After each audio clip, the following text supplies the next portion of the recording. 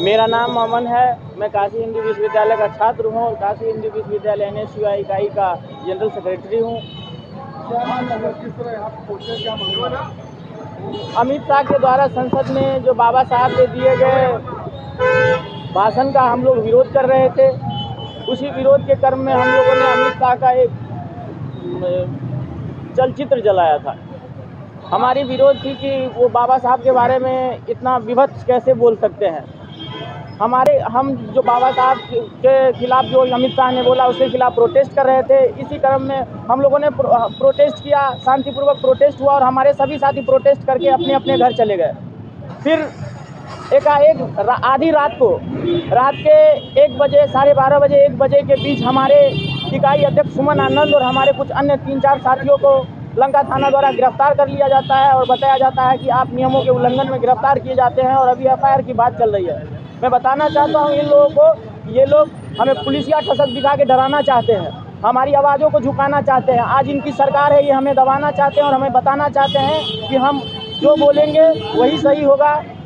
हम आप तमाम प्रेस वालों का शुक्रिया अदा करते हैं कि आप लोग हमारी आवाज़ों को आज अपने प्रेस के माध्यम से लोगों तक पहुंचा रहे हैं। और हम सभी साथियों से, न्याय के पक्ष में रहने वाले सभी साथियों से मेरा निवेदन होगा कि हम लोगों का साथ दे। हमारे जितने भी साथी हैं वो सभी कोई गुनहगार नहीं है। हम लोग छात्र हैं, हम गरीब घर से आते हैं। बाबा साहब का संविधान हमें जो पावर दिया, जिस पावर के वजह से आज इस देश के इतने बड़े विश्वविद्यालय में हम लोग पढ़ रहे हैं, और बाबा साहब का अपमान किया, इस अपमान के खिलाफ हम बोले तो हमारी सज़ा ये दी गई कि हमारे साथियों को गिरफ्तार कर लिया गया है। और हमारे साथियों को गिरफ्तार कर लिया, इनका पेपर है, कल इनका पेपर है, आज इनको गिरफ्तार कर लिया गया है। बताइए ये कहाँ तक न्याय उचित है?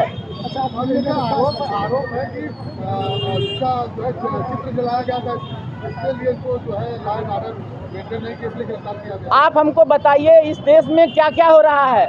ये जब हम लोगों ने ये किया, पुलिस वाले वहाँ पे थे, कभी लॉ एंड ऑर्डर का खतरा नहीं था। हम सभी शांतिपूर्ण, गांधी के उपासक से लॉ एंड ऑर्डर का खतरा कब से होने लगा, हम ये पूछना चाहते हैं इन सबों से।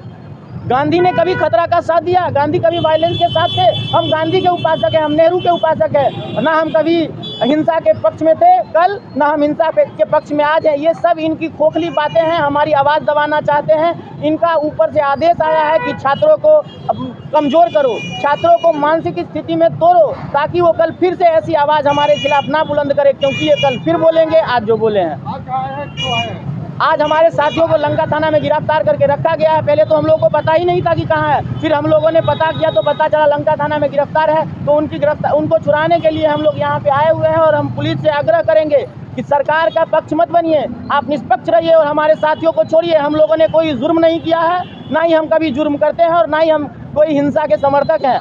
क्या आश्वासन मिला आपको? लंका प्रशासन द्वारा कहा जा रहा है कि आप लोगों ने नियम का उल्लंघन किया है और आप लोगों को बेल करवानी होगी। और बताइए हम कौन सी नियम का उल्लंघन कर रहे हैं? आप ही बताइए, हम पत्रकार साथी, आप भी तो जानकार हैं कानूनों के, आप ही बताइए हम लोगों ने कौन सा नियम उल्लंघन किया है? अगला कदम क्या होगा?